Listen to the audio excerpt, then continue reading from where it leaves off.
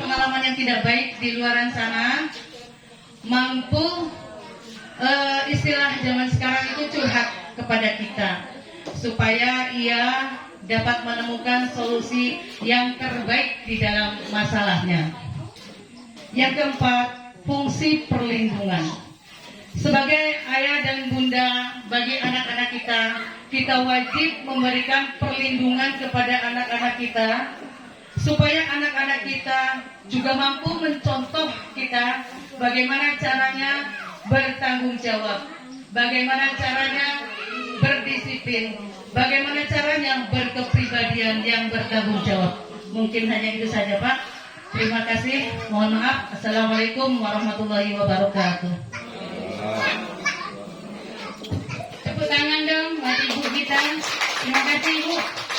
Nah, kemarin kita udah mendapatkan banyak penjelasan bahwa remaja itu adalah masa peralihan dari anak menuju usia remaja. Berarti dia itu masa peralihannya itu banyak hal-hal yang perlu dia ketahui sehingga dia rentan terhadap pergaulan bebas. Nah, untuk itu kita perlu membina anak remaja kita secara aktif, memberikan dia nasihat, memberikan dia solusi supaya dia tidak terjerumus ke hal-hal yang tidak diinginkan. Remaja kemarin bisa kita kategorikan menjadi 3 ya, Bu. Nah, remaja awal itu usia dari berapa, Bu? 11 sampai 14 tahun. Remaja menengah. Nah, remaja akhir. Kancap kades ya. Ketika dia belum menikah. Kalau dia remaja 18 tahun sampai 24 tahun, ketika dia udah menikah berarti dia udah menjadi keluarga. Dia udah punya kakak.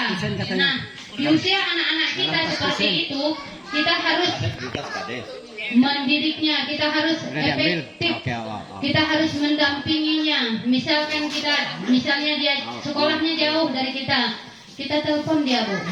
Lagi apa, Nak? Lagi di mana? Misalkan kayak ibu, tadi kan ada 8 fungsi keluarga. Kita terapkan dia ke fungsi agama. Nah, Nak, udahkah melakukan sholat 5 waktu? Nah, udah sholat nih, sholatlah. Nah, bagi kita yang misalnya jangan lupa berdoa, Nak. Nah, hati-hati di jalan, Nak. Hati-hati bergaul, Nak. Kadang pergaulan ini yang akan mempengaruhi anak remaja kita. Banyak hal yang mereka kenal di kota sana. Misalnya pergaulan bebas. Dia sesuka hatinya memilih cewek. Yang itu cantik, yang ini tomboy, yang ini manis. Maunya sih aku punya 3-tiganya deh. Berarti dia udah masuk ke pergaulan bebas yang bisa menyakiti orang lain.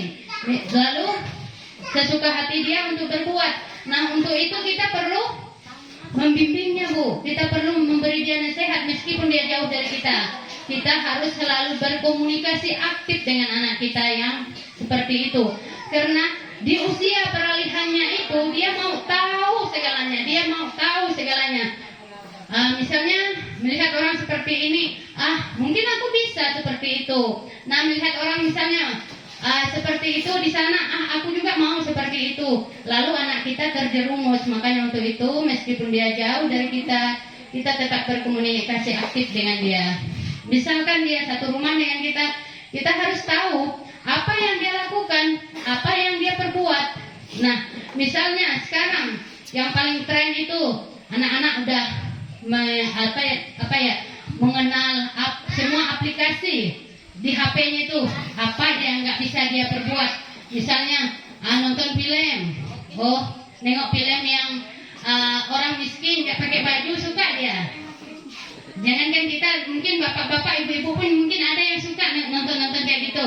Nah, kita harus arahkan dia, jangan seperti itu, nanti efeknya seperti ini, nanti abang seperti ini, nanti adik seperti ini. Nah, hindari hal-hal yang seperti itu. Nanti ketika dia terjerumus, kita udah Bu, kita udah kewalahan untuk mendidik dia untuk yang baiknya.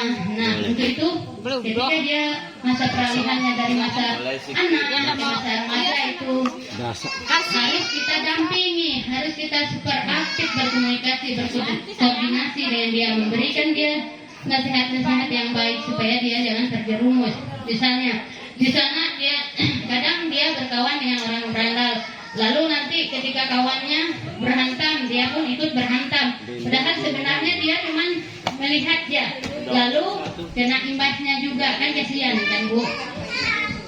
Nah dari misalnya dari juga narkoba juga perlu